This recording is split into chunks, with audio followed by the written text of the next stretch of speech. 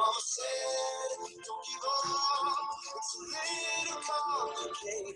I'm tied up, no more love, and I'd hate to see you waiting. Welcome to Network with Pride. Thank you so much for joining us today. My name is Jenna Campolita, and I'm the External Relations Coordinator at the Center for Career Design and Development at Hofstra University. And this Network with Pride program is a wonderful collaboration with the Zarb School of Business graduate Business Career Relations. And it's a way for you to stay engaged and build connections with employers, even when we're not on campus, and when you're, kind of thinking about your future career goals and how might you connect with professionals. So thank you so much for joining. I know there's still a few people entering, but as you get in today and get adjusted to the Zoom room, if you have questions, please feel free to utilize the chat, and we'll have time at the end for questions as well. But if something comes up and you want to use the chat during the program, that would be great. So our Network with Pride program is something we've been doing weekly on Wednesdays at 12:15.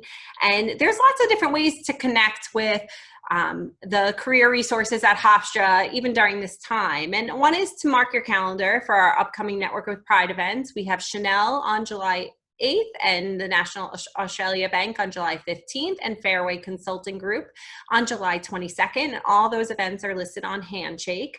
And speaking of Handshake, that's where you can check on job and internship opportunities. That's where you can work on your Handshake profile. We also are offering advising appointments always, so you can schedule appointments through Connect. And a great way to not miss out on any programs or events is to follow any of our social platforms. So whether that is our Instagram account or Twitter account, same thing for Graduate Business Career Relations. You can connect with them on LinkedIn and on Instagram, and our emails are there for you as well. So don't be a stranger, don't be shy, and connect with us. So today I'm so thrilled to welcome Shayna Walker. And, one of the wonderful things about Horizon Media is that we've partnered with them in the past, and many of you may be familiar with the company. And Shayna's been working in human resources there for about 8.5 years at Horizon. And one of the reasons why I wanted to connect with Shayna is also because, what's on the minds of many job candidates right now is thinking about every company and organization's diversity and inclusion policies when looking into the job and internship search. There may be a company that, hey, they maybe posted something on Instagram with everything going on, but do they really walk the walk? How do you dig in and research whether or not a company is in fact diverse and inclusive? Will it be a welcoming environment for you? So Shayna is going to shed some light on that. But with every, Network with Pride program that we have, this is a chance to learn about someone's career path and advice that they have for young professionals. So without further ado, I'm going to stop the share. And Shayna, thank you so much for coming today. And I thought we could kick off the conversation by you sharing a little bit about yourself and kind of your own career path and how you got involved in human resources and specifically at Horizon. Sure. So thank you for having me. And I thank you all for joining. Obviously, cameras are optional, but it's nice to know who I'm speaking to. So to the extent that you're comfortable, thank you, Andrew. To the extent that you're, comfortable with turning on your cameras, I would love to see who's in the audience.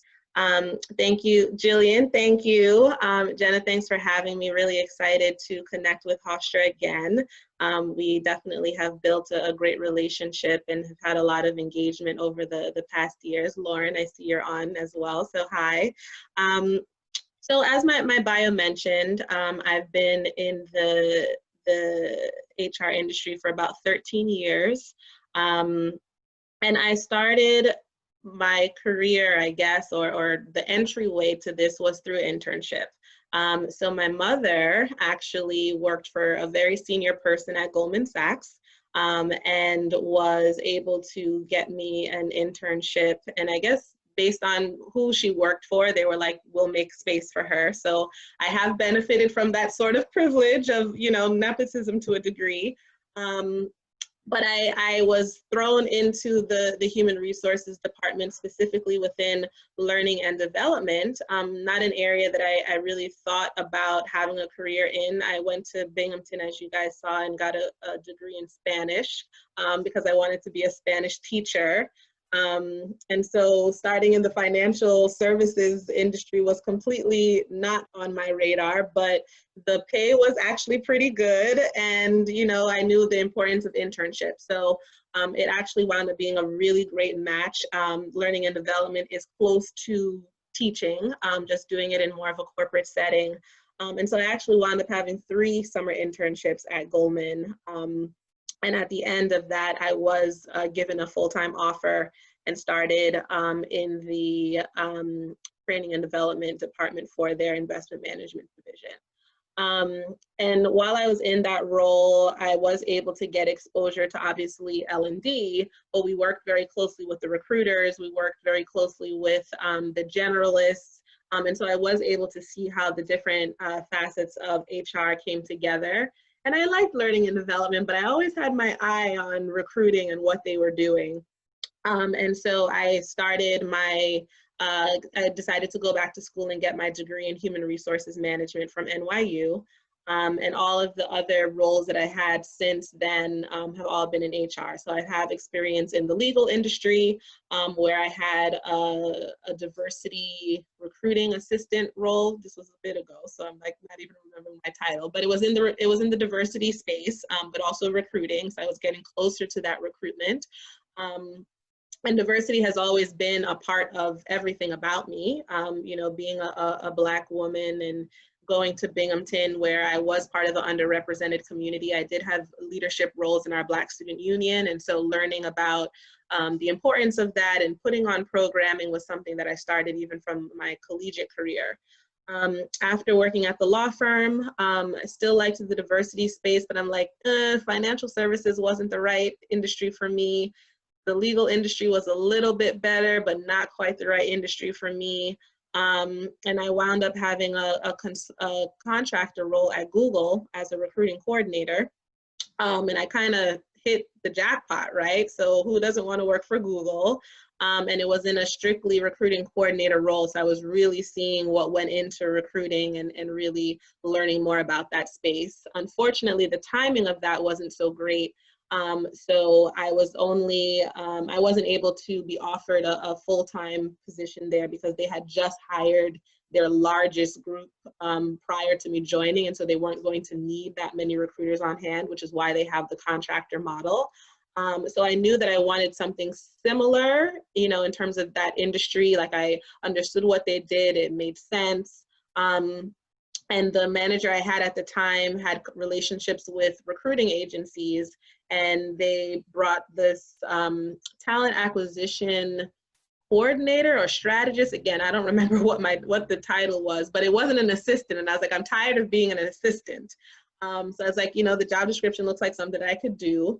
I'll admit that I've been a bit of a snob in terms of the companies that I've worked for, right? So Goldman Sachs head bank in financial services and investment banking. Cleary Gottlieb was one of the top law firms. Google, one of the top ad techs. And then I was like, Horizon Media, like who's heard of Horizon Media? I don't even know what they do, but up in a month, I need a job. It sounds like something that I can do. Let me say yes to opportunity. And I went in, and the space alone, I was like, oh, this kind of reminds me of Google in terms of the open space, and it was casual, and it just had a certain energy to it. People were wearing jeans because I wanted to keep wearing jeans. I was like, I'm not putting on another suit. And I started my career at Horizon Media, and it wasn't until I started that I fully learned what the media industry was, or the larger marketing communications industry was. And I'm going to start inching more towards almost 9 years later. I started there in November of 2011. And even within Horizon during that time, I've had a little bit of a pivot of my role. So I started as a recruiting coordinator. I did that for 6 months. I then got promoted to be a full-time recruiter. Did that for a couple of years and was just burnt out because we were growing very fast. So I went back to my learning and development roots, which was a nice change of pace, but I was like, that instant gratification of like really seeing the results of your work was kind of missing, because someone goes to a class, but you don't know if they're going back to their desk and like killing it with the skills that you taught them. Whereas if I see there's an opening, I recruit for it, I feel that, and even, you know, a year or two later, I'm seeing that talent progress and get promoted, and, you know, I can see the value that I'm adding to the company. Along the way, though, diversity and inclusion stayed important, and so it kind of was a side hobby for me. I did the first Black History Month programming for Horizon, and I just started doing programming. And then it was like, well, programming isn't enough. We need to, you know, think about recruiting. We need to think about retention. We need to think about training. Like, there's so much more that needs to be done. And so when I got promoted to the manager level, they looped diversity and inclusion into my title. And so I founded our first business resource group back in 2017. This was shortly after another surge of police killings, and there were a lot of Black employees coming to me like, what are we doing? You know, we did a moment of silence for the tragic killing of the Orlando club, but we did nothing for the shootings that happened, and it's impacting me personally, and everyone is at work like business as usual, where I'm having this inner turmoil, anger, sadness, and there's just no space for it. So I was like, okay, well, maybe we're ready to have our a business resource group, and that's how that got founded. But I also get very antsy, and I love recruiting. So if I can try to make something work for me, I'm going to do that. And that's why my title is a little bit all over the place in terms of diversity and inclusion, as well as campus recruiting, because it was two things that I really enjoyed doing. I wanted to get back into recruiting, but not in the way that I was doing it before. I love working with students. I love providing opportunities. I love talking. And so it just kind of was a perfect marriage of my skills, interests, as well as the needs of the organization. So, you know, diversity has really taken off in a more public way. But I've been in the trenches of D&I for pretty much my entire career at various levels and various degrees. But that's kind of how it all came together. So that was a very long answer, but I think just there's some nuggets that you can take from that, hopefully, to give you a sense of where I'm at right now and how I got here. And I love when professionals tell their story, because if I were to meet with an undergraduate student majoring in Spanish, I would say, oh, I know exactly what you should do. You're eventually going to do this. You know, there's no direct path from A to B, and your career is a progression. And I'm hoping that everyone kind of tuning in sees that. You know, there's no one set path based off your major. And a lot of this is exploration through internships, through other opportunities. And it could be a networking connection through a family member, through a friend, or through an event like this where you connect with a professional, you try something out. And what theme I saw through your story was that sense of finding the right fit. You know, maybe finance is not the right industry, but this feels good. I could try it out doing something with a different industry. So I think that's really essential for everyone to hear, because, you know, your career path is, you know, something that evolves over time. And another element that you touched upon is timing. Boy, oh boy, you can't control timing. And I think every young professional is feeling that right now. You know, we can't control what's happening. So for someone in your role who maybe, you know, working for a company where recruitment might be paused, do you have advice on what candidates can be doing to work on their career goals? And essentially, you know, one thing that we've been touching upon when it comes to doing their homework, when looking at companies that they're interested in, how can you tell whether or not that company will be inclusive, what, you know, whether or not they do have that environment that will be the right fit for you? Yep. Okay. So two-part question. And if I forget the second part, which I'll try not to, remind me. So in terms of what students can be doing, you know, while companies for the most part are on hiring freezes, Some of them are being lifted, so definitely, you know, keep checking back to see if roles are being posted, or if you did have connections with recruiters, just to ask what the status is of what's going on.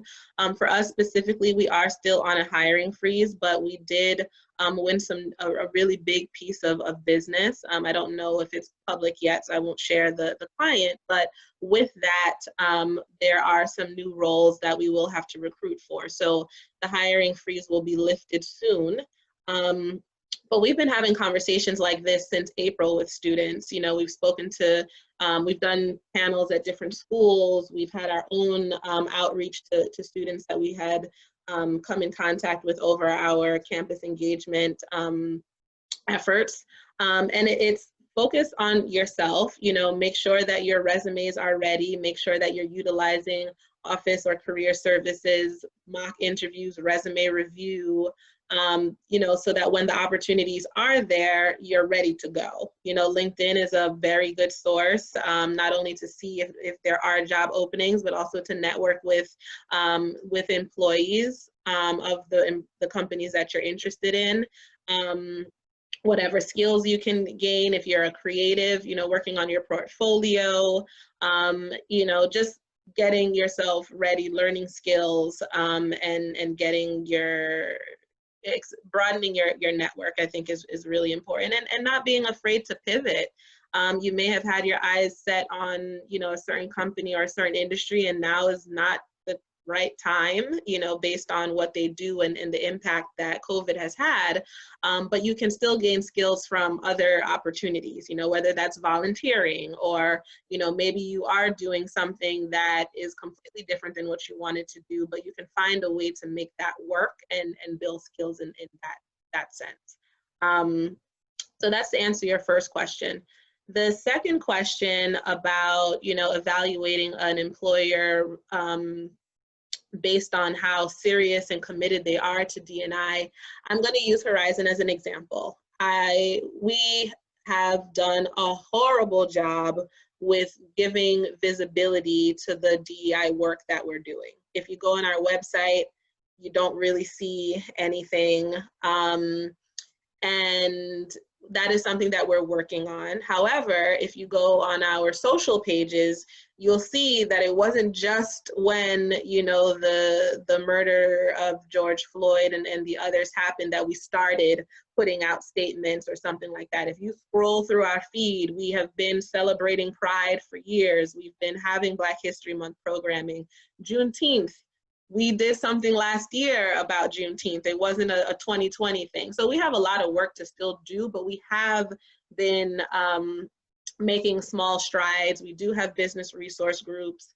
My team is growing in terms of, you know, being able to put more focus and effort into diversity. We do work with a lot of different diversity partnerships from a recruiting standpoint. So, you know, in your research, it's to look at their social presence and when did you start seeing these statements or this type of content? You know, is it a month only, or have they been doing this? When you go on LinkedIn, do you see anybody that has, you know, a DEI role or part of a DEI council? When you speak to employees, if you have the opportunity, you know, ask them about their experience and what's going on in that space. You know, when you go on Glassdoor, are you seeing people talk about discrimination, you know, or is it other problems that, you know, various companies do have? Everyone has some sort of problem, just being completely honest. And if you are able to get to the interview phase, you have the right to ask those questions. What's your diversity strategy?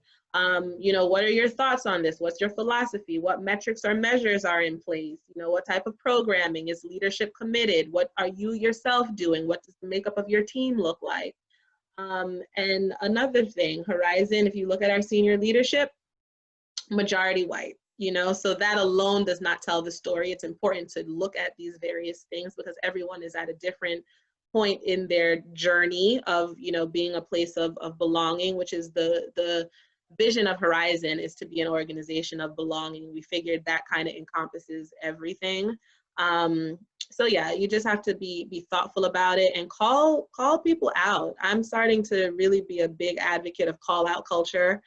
because that helps people to be accountable and also be aware of what they're doing, whether it's on the right side or the wrong side. So it does take a little bit of bravery, but I think if you are thinking about yourself and your career and how much time you spend in your place of work, you want to be comfortable. You want to feel that you're invested in. You want to feel that you can bring your whole self to work. You want to know that you're valued. And the only way you're going to do that at the interview stage is to ask those questions. And if people aren't thoughtful with it, that says something to you. If they can't stop talking about it, that says something to you. So, I think those are things that, you can do for sure. Thank you. You and I chatted a little bit ahead of time before the group joined, and, it's wonderful to see that candidates are now incorporating that those values into their job search and feeling more comfortable speaking about it when they do have that interview. And, speaking on interviews, because now we know that, video interviews that were on the upward trend are here to stay. Yep. And at Horizon, I'm sure, in sourcing candidates and getting through the process of interviewing, you've seen the good, the bad, and the ugly. What are some ways that students or candidates excel at video interviews? What are some things that they can do to make themselves stand out with that process? Should they get from, the resume to the interview? What tips could you give them? Sure. So, the barrier with video is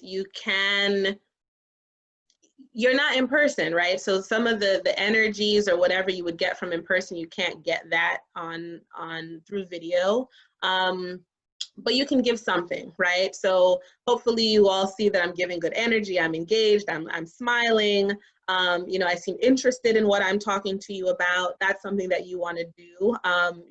Again, not being so hyped up that they're distracted, but the energy piece is really important. I'm going to be completely honest, if you want to only dress professional from the top up, do that, but, make sure that you're presenting from an appearance standpoint, as professionally as possible. And there's pros and cons to it, right? Like you can possibly have a little cheat sheet of things that you want to touch on. If they ask you to tell you about yourself, you can kind of look at, what you want to say or what points you want to touch on there. So kind of having a guide to guide your thoughts as you're answering certain questions. But all the other rules still apply. You need to be thoughtful with your answers. If you need time to think about an answer before you respond, because it might have stumped you, you can do that. You want to make sure that you're answering the question that is asked. You want to make sure that you're asking questions at the end to learn more about the role, but also to really show your enthusiasm for the consideration. You still want to send your thank you notes. You still just want to do all of those interview basics. But I think the biggest part is just how you present yourself. That's the biggest piece. Make sure you're still on time, do your sound checks, make sure that you have the software or whatever it is, because I know sometimes you have to download add-ons and stuff like that. So make sure that all of that is done beforehand, tech checks. They should have your resume, but maybe you want to have your resume in front of you. Again, a benefit of not being in person, you can have that on the side too, in case you want to reference that or remember something. So use that to your advantage as well. And also take cues, because sometimes you may talk over someone just because you may not have realized that they were finishing, or you were just so eager to answer a question, and sometimes that can be a turn off. So just make sure that you are giving the interviewer time to ask their question before you answer. Such excellent advice. And, even during this time, to be prepared for that. I know for all the Hofstra students tuning in, on the Career Hub, we have Big Interview, which is a tool that you can use to practice your video interviewing skills, because that's what we strongly recommend. Practice, practice, practice. So anticipate the types of questions and how might you be able to answer them and demonstrate your skill set. So Shayna, thank you for echoing a lot of the recommendations that we give students. Yeah, So you sure and I thing. have had a chance to chat, but now I wanted to open it up to the students and recent grads that are tuned in. If anyone has questions for Shayna, now's a good time, and you can either unmute yourself or you can use the chat feature to engage and ask your questions. I love questions, so please, anything you want to know. Andrew? Hi, Shayna. My name is Andrew Marshall. I'm an incoming freshman at Hofstra, pursuing a Bachelor of Science in Television and Business with a minor in Writing Studies. I was just curious, in sort of all of your experiences working in human resources and recruiting for a bunch of different industries, how do you see like working for a media company? How do you see that diversity might be a little bit different in the strategy of working with marketing and advertising clients as opposed to working for like a financial firm? Sure. So surprisingly enough, or not surprising, I don't know what to think of what I'm about to say. But the advertising industry is so behind in terms of diversity, equity, inclusion compared to some of the other industries that I've worked at, and I don't necessarily know why.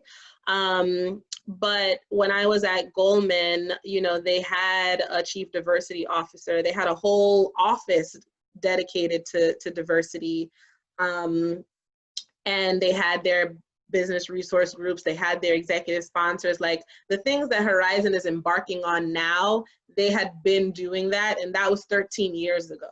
13 years ago. And the advertising industry might be a little bit newer, so I will say that, but I don't really understand why we're so behind.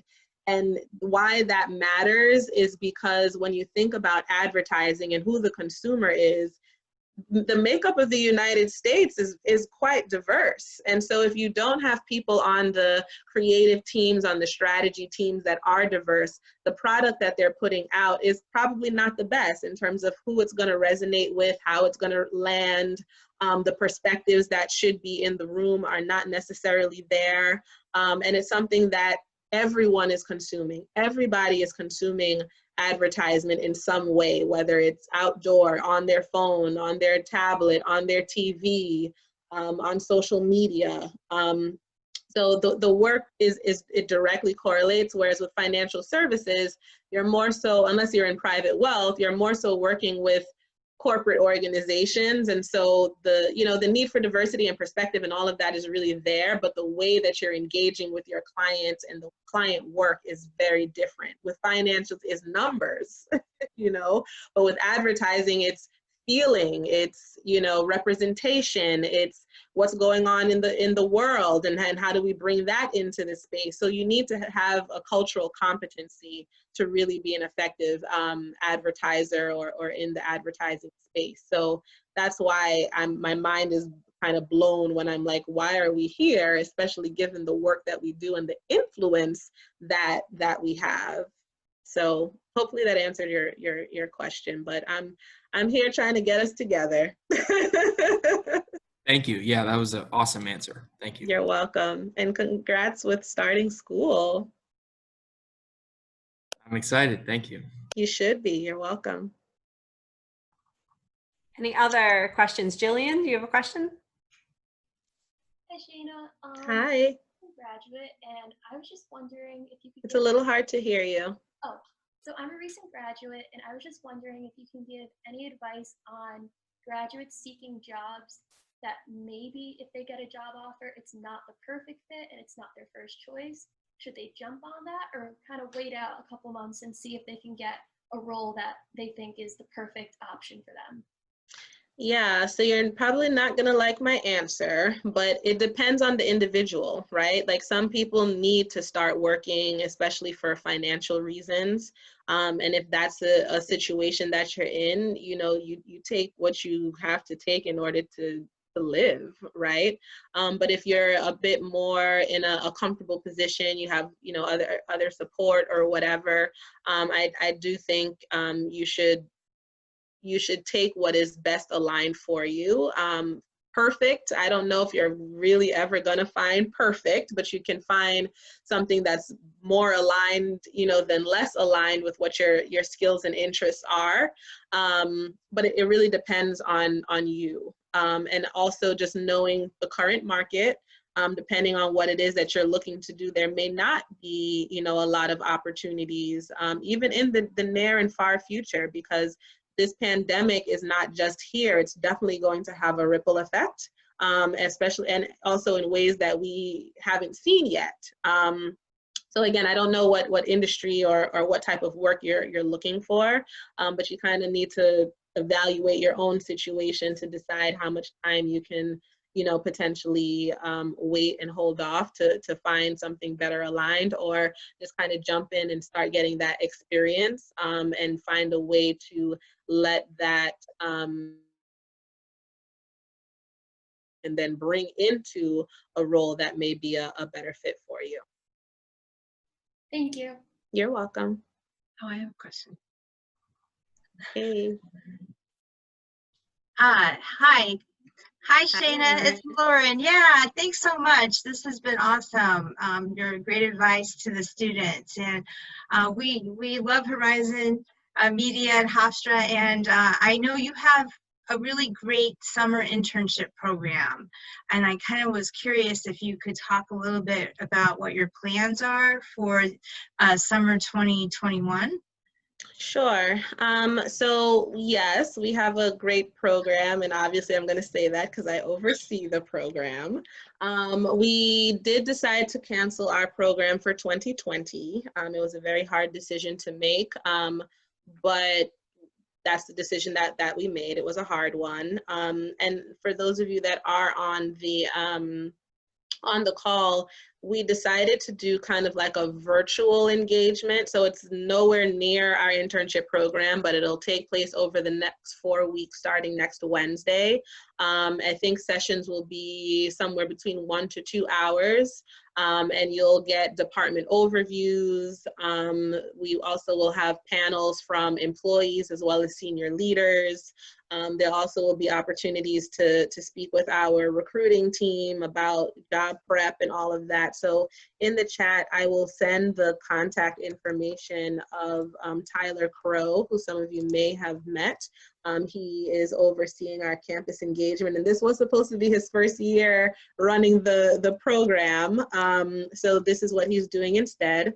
So you can reach out to Tyler to let him know that you were part of this conversation today and you're interested in attending, some or all of the virtual campus series that we have. And in that way, you can get a little bit of a taste of what Horizon is all about and be exposed to our professionals. As it relates to 2021, I have absolutely no idea. I am hoping that, business will continue to trend upward, and so we will be able to have our program again. Yeah. But also, given all the changes, it may need to be reimagined, just based on remote work, and just the overall goals of the company. So I can't really speak to 2021 right now, but I know that if we can, we will have our program. It may look a little bit different. Thank you for sharing that, Shayna. And for everyone who's on the call, you can see Tyler's information in the chat. And I usually email everyone who registered just thank you for attending, and I'll be sure to include that for you so you have it in case you can't quickly copy that. But, I think what Shayna mentioned of reimagining the future, and, I want to maybe end on that note to think about, how can you continue to engage with companies like Horizon Media? How can you continue to do your company research if, diversity and inclusion is one of the things you value most in making your career decisions moving forward? Now's the perfect time to start doing your homework, to start researching companies so you can make those more informed career decisions moving forward. And I know even both the questions that came in from Andrew at the start of his time at Hofstra and Jillian wrapping up, it's still a process. And hearing Shayna's path, you don't know what you want to do for the rest of your life overnight. It is a journey. And I want to thank you so much for coming and sharing this information today.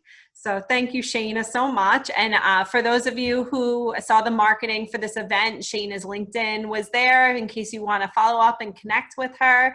And I invite you all to continue to engage with professionals, network with pride, and come join us as we explore different professions. So thank you, Shayna, so much. You're welcome. Thanks again for having me. All right, take Thank you, care, Shayna. everyone. All right, bye. Bye, everyone.